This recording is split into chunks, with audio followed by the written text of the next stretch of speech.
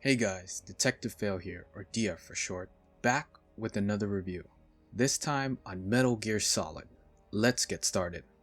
It's been nearly 4 years since I last played Metal Gear Solid 5 The Phantom Pain, so I decided to try out Metal Gear Solid, the first one, well technically third in the series, but that's a story for another day. This is my fourth attempt in trying it to see if the game can hold my interest. I tried it on a whim for 10 minutes. Those 10 minutes became 30 minutes, then an hour, then close to 2 hours before I had to sleep. So suffice it to say, the game has taken hold of me and won't let go. For starters, the game holds up pretty well if you don't mind the slight jank in shooting and movement controls. The latter was a bit alleviated by switching to analog mode on my PS3 to make use of the analog sticks instead of the directional buttons, and this came out pretty good and I was able to play the game pretty well throughout my playthrough. Story-wise, I found it very engrossing beyond a simple rescue mission and to determine if the renegade unit by the name of Foxhound have the capability to launch a nuclear strike and stop them if they do. These two mission objectives I found were very clear-cut in the beginning. However, there are many threads intertwined that keep the mystery and suspense piling up into, I would say, well-executed plot threads to intrigue the player on what's underneath the surface of Shadow Moses in Alaska. You play as Solid Snake, a legendary infiltrator and saboteur. You can learn more about his past during his time in the previous games called Metal Gear and Metal Gear 2, Solid Snake, in the main menu. Alternatively, you can read them on the Metal Gear Solid subreddit. I'll drop a link in the description below. The game also has an exclusive cutscene if you linger in the main menu and briefings option to give players more context on Snake before the mission begins. You don't have much when you start the game, so exploring can help you in the long run, like finding a cardboard box to evade enemies who do not realize an intruder is inside, ballistic weapons to shoot enemies in case you're caught, and even C4 and grenades are here if you need a bit more explosions to help matters. I love the Soliton radar system since it displays the enemy's range and you can see how far that extends in the environment, thereby allowing the player to move Snake along pathways and nearby walls to evade enemy detection. Sound is also key, so you can't expect to run everywhere. Soldiers can hear you running, so it is a good idea to wait for them to walk away before moving along. Stealth-wise, I didn't have much difficulty evading the enemy's patrols since the Soliton radar system displays pretty much all I need to know about the current enemy whereabouts. There are even items like the chaff grenade and the stun grenade to jam cameras and stun all enemies, which is very handy to abuse. Players can even choke enemies, which I didn't even realize was an in-game feature until I read the manual after the end credits rolled. Cue facepalm. Be that as it may, I feel the beginning can be a bit rough for newcomers on where to go.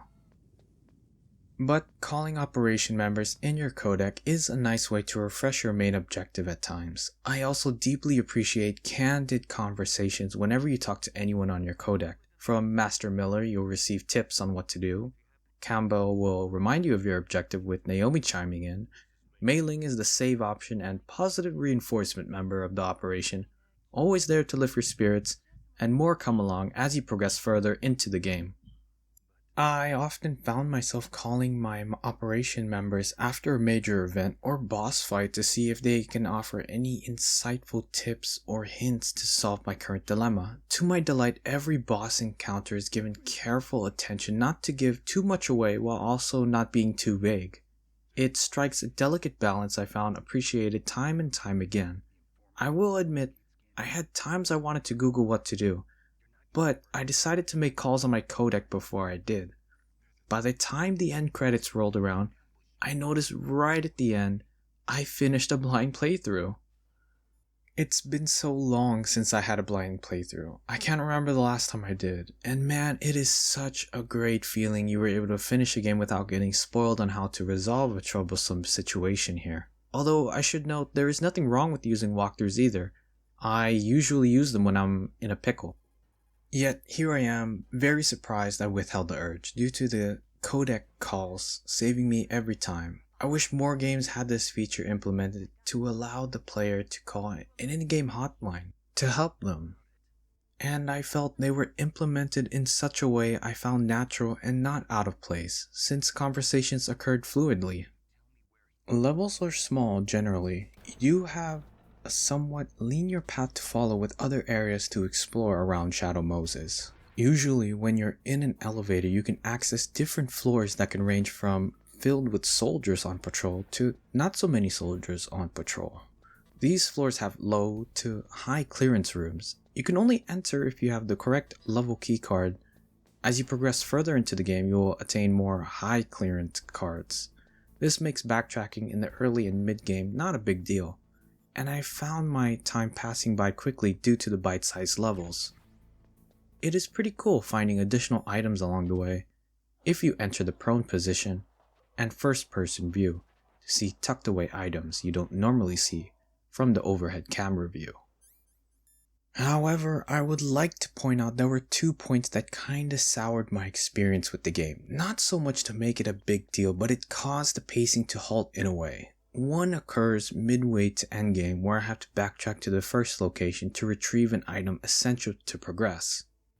The other time required me to keep coming back and forth. This occurred very late game and honestly wished backtracking could have been lessened. It's not a big detriment to me, but it's like putting the brakes on the story content and make the player go through filler in a way.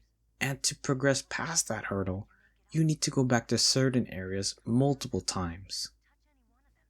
Granted, after thinking heavily on the matter for some time, I realized Kojima probably added it in to give characters a bit more room to flesh out due to the codec calls you receive, which provides massive ramifications to the game's storyline being unfolded. So ultimately, I have mixed feelings regarding that, not a positive or a negative. That's the only major critique I found for the game, and in the minor aspect a slight jank in shooting and movement controls. I think I would have appreciated a bit more rations. They are the only items to restore my health as far as I know, just in case my health went under. The other way was to defeat a boss, and then that will automatically refill my health bar. I had to abuse ration locations and re-enter the areas where they are to refill my stock of them, but this wasn't really a lot of times anyways, so it could be a your mileage might vary type of thing. On Snake's character, I found his demeanor and habits to be a refreshing take on protagonists I've seen thus far in the series. He's gruff, honest, and really loves to smoke, and engages in casual flirting, but also doesn't like shady bullshit, which I love. You learn quite a bit about his character in various codec calls and the people you meet during your infiltration. One encounter made me nod my head several times concerning 2 males and 1 female he meets along the way. Without going into spoilers, the female encounter with Snake and subsequently throughout the game is one I found to be one of the game's strongest points. We see Snake take on a different role I love to see, and one I feel demonstrates so much more than his character of being a legend, so to speak. One male he meets displays a different side to Snake. While he doesn't get a lot of attention, I found his character and development to be interesting as well as genuine. I can't help but root for the guy, you know? The final character is one I deeply respect for their encounter with Snake while unveiling parts of a character's background and relationship I didn't expect. It is these encounters with Snake and more that transform him from a legend into something deeper. Speaking of going deeper, I'll hit the throat of the game, so to speak. There's quite a bit of villain monologuing here, which I didn't mind since I love long cutscenes. They can range from under 5 minutes to over 5 minutes, and granted, villains don't always monologue. Sometimes conversations will occur on codec or when Snake talks to someone in a cutscene, so bear that in mind when playing the game. Speaking of cutscenes, I love how they're done in the game, and see why it's warmly and fondly praised among the fans. They can range from intense action scenes to interesting conversation encounters, adding tension and mystery where scenes needed it, and even FMV clips are included too.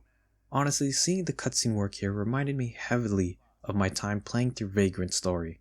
I can see how much cinematic work was involved here, and how that inspired Yasumi Matsuno during development because of Metal Gear Solid. You can read more about that here. I'll place a link down in the video description where Matsuno has a long conversation with none other than Hideo Kojima.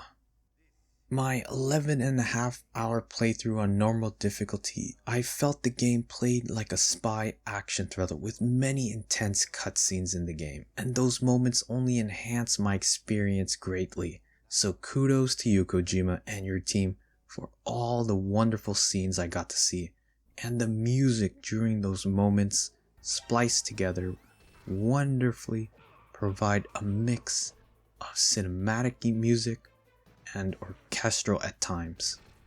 Graphically, I think the PS1 version of the game holds up, and many voice actors here performed very well. David Hayter voicing Snake is the most memorable to me, but the villains also hit a lot of notes I found to be menacing, while almost being comical to me. Snake's codec calls to various members are also pretty good. Now then, my final score for Metal Gear Solid is an 8 out of 10. In conclusion, the game is so fantastic. From Hideo Kojima on the PlayStation 1. Him and his team, I feel, have created a game that touches on a lot of relative themes concerning current world events in 2022 and in this year in 2023. I had a blast with the game, and the countless Snake being heard on the screen never got old to hear. Worth a playthrough for any newcomers curious about tactical espionage action games or want to dive into a Kojima game. Really looking forward to playing Metal Gear Solid 2 when I get around to it. Anyway, that's enough from me. Thank you for listening and take care.